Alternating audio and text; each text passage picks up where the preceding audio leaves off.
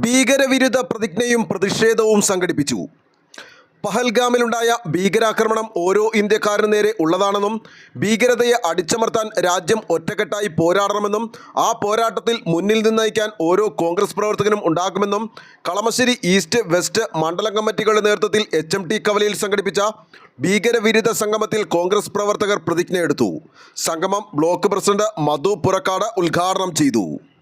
ഭീകരവിരുദ്ധ പ്രതിജ്ഞ ഇന്ത്യയുടെ അവിഭാജ്യ ഘടകമായ ജമ്മു കാശ്മീരിലെ പഹൽഗാമിൽ രാജ്യത്തിന്റെയും ജനങ്ങളുടെയും സുരക്ഷയ്ക്ക് ഭീഷണിയാകുന്ന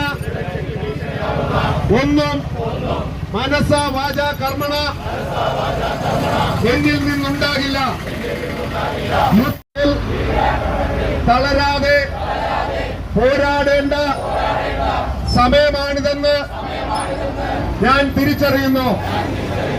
നമ്മുടെ നാടിന്റെ മണ്ഡലം Congress committee president PM Najeeba അധ്യക്ഷത വഹിച്ച ചടങ്ങിൽ കളമശ്ശേരി നഗരസഭാ ചെയർപേഴ്സൺ സീമ കണ്ണൻ, നേതാക്കളായ ഷംസു തലക്കോട്ടിൽ, മുഹമ്മദ് കുഞ്ഞ് വെള്ളക്കൽ, NR ചന്ദ്രൻ, മുഹമ്മദ് കുഞ്ഞ് ചവിട്ടിത്തറ, KM പരീദ്, ജബ്ബാർ പുത്തൻവീടൻ, നൌഷാദ് PSA, ശാരദ ഹരികൃഷ്ണൻ, പ്രിയ ബാബു, തോമസ് കോശി തുടങ്ങിയവർ സംസാരിച്ചു.